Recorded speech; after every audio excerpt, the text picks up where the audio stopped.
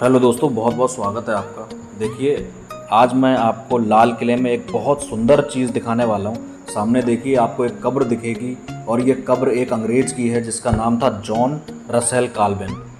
तो दोस्तों, आप इसको एक संयोग कहिए या इसको एक विडंबना कहिए, ये कब्र जिस जगह है यहाँ पर 1615 ईस्वी में एक अंग्रेज़ आया था जिसका नाम था सर टॉमस रो। तो सर टॉमस रो उस समय जो शासक थे जिनका नाम था जहांगीर, तो जहांगीर के सामने यह आग्रह कर रहे थे, ये रिक्वेस्ट कर रहे थे कि हम आपके साथ व्यापारिक संबंध बनाना चाहते हैं, तो आप यूरोपियों के साथ व्यापारिक संबंध बनाइए। लेकिन जहांगीर ये कहता था कि इंग्लिस्तान एक छोटा सा देश है, एक छोटा सा द्वीप पर बसा हुआ देश है, इसके साथ व्यापारिक समझौता करना हमारी शान के खिलाफ है। तो दोस्तों, इसी जगह जो अंग्रेज़ सर टॉमस रो था वो अपनी डायरी में लिखता है कि उस दिन बादशाह की सालगिरह थी और मुग़ल रिवायतों के अनुसार उन्हें तराजू में तौला जाना था। तो दोस्तों, तराजू में तौले जाने को तुलादान प्रथा भी कहा जाता है। इसमें राजा को एक तराजू में तौला जाता है और उसके वजन के बराबर सोने या चांदी के सिक्के रखे जाते हैं। तो दोस्तों, यहाँ सर टॉमस रो लिखता है कि राजा जो शहंशाह था जहांगीर, उसको तराजू के एक तरफ बैठाल दिया गया और उस समय राजा ताज और सोने के आभूषण पहने था, तो उसका वजन लगभग 250 पाउंड था। तो 250 पाउंड को अगर हम केजी में तौलेंगे तो लगभग 113 किलो होता है। तो 113 किलो वजन के बराबर क्रमशः सबसे पहले चांदी के सिक्के तौले गए और तुरंत गरीबों में बांट दिए गए। इसी क्रम में उसके बाद सोने के सिक्के तौले गए, फिर रेशम और बेशकीमती चीज़ों की बारी आई। तो ये सब कुछ जो अंग्रेज़ था सर टॉमस रो देखता रहा, लेकिन उस समय मुगलिया सल्तनत के किसी भी अर्थशास्त्री को या किसी भी व्यक्ति को ये पता नहीं था कि आज से लगभग 400 साल बाद इस पूरी संपत्ति पर, इस पूरे धन पर अंग्रेज़ों का अधिकार हो जाएगा। तो दोस्तों, हम लोग बात करते हैं 1857 ईस्वी की। 1857 ईस्वी में अंग्रेज पूरी तरह से भारत में अपना कदम जमा चुके थे और यहाँ जो अंतिम मुग़ल सम्राट था जिसका नाम था बहादुर शाह जफ़र। तो बहादुर शाह जफ़र, जब ये युद्ध हो रहा था 1857 में, उस समय उनकी उम्र 63 साल की थी और वो एक बहुत बड़े शायर थे और शायरी करते थे। उनकी कई सारी शायरियाँ आज भी हमें पढ़ने को, सुनने को मिलती हैं। दोस्तों, बहादुर शाह जफ़र की एक बहुत प्रसिद्ध शायरी है। उन्होंने खुद अपनी किताब में लिखा है कि कितना है बदनसीब जफ़र, दफन के लिए 2 गज ज़मीन भी ना मिली अपने वतन में।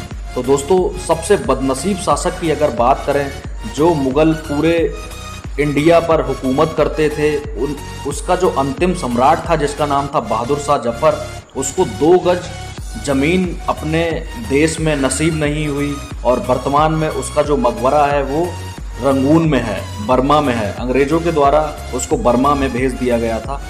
तो दोस्तों, ये एक बहुत बड़ी बदनसीबी थी। धीरे धीरे मुग़ल साम्राज्य पतन की ओर अग्रसित होता रहा और बाद में जो शासन आ गया वो सब अंग्रेज़ों के हाथ में आ गया। सारी संपदा, सारी दौलत अंग्रेज़ों के हाथ में आ गई। 1857 ईस्वी में ही दोस्तों, ये जो सामने कब्र है जिसको मैं अभी आपको दिखा रहा था, अभी हम फिर से इस कब्र को देखने की कोशिश करते हैं। देखिए, यहाँ पर 1857 में जब क्रांति हो रही थी तो जॉन रसेल काल्विन नाम का एक अंग्रेज़ अधिकारी था जो आगरा में शासक था और इसी समय इसकी मृत्यु हो गई और मृत्यु होने के बाद इसको आगरा के किले में ही दीवाने आम के सामने दफना दिया गया और ये कब्र इतनी सुंदर बनाई गई है दोस्तों। यहाँ से हम लोग इसको देखेंगे अच्छी तरह से।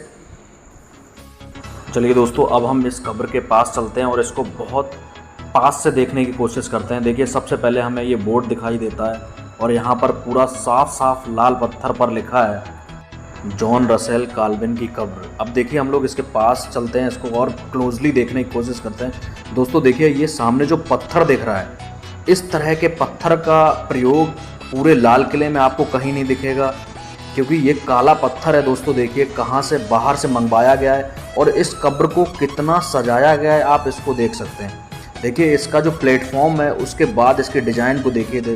बहुत क्लोजली आपको दिखाने की कोशिश कर रहा हूँ दोस्तों, कितनी चित्रकारी यहाँ पर की गई है। ये सामने आप लोग इसका नाम देख सकते हैं और साथ ही दोस्तों इनके पैदा होने की डेट और इनकी मृत्यु कब हुई उसको भी देख सकते हैं। तो देखिए दोस्तों, कब्र के चारों कोनों पर एक छतरी नुमा आकृति बनाई गई है दोस्तों, जो इस कब्र को बहुत ही आकर्षक बनाती है। और छतरी के ऊपर जो डिज़ाइन है दोस्तों, इसको देखने की कोशिश करिए, कितनी सुंदर ये डिज़ाइन हमें दिखाई देती है। और इस कब्र को किस तरह से घेर के रखा है इसको आप देखने की कोशिश करिए दोस्तों। ये देखिए किस तरह से गोल चित्रकारी यहाँ पर की गई है।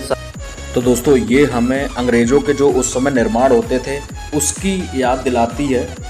और इसी तरीके से दोस्तों इस पूरे किले में आपने देखा कि पूरा किला इंडो इस्लामिक शैली पर बना हुआ है। यहाँ पर हमें राजपूताना शैली भी दिखाई देती है।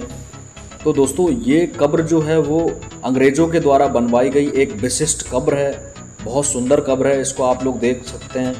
और दोस्तों इसी तरह से और इंटरेस्टिंग वीडियो देखने के लिए हमारे चैनल को सब्सक्राइब करिए। इसी तरीके से बहुमूल्य चीज़ें और भी इतिहास के ऐसे फैक्ट जानने के लिए हमारे चैनल को सब्सक्राइब करिए, वीडियो को लाइक करिए। और वीडियो देखने के लिए बहुत बहुत धन्यवाद, आपका बहुत बहुत आभार।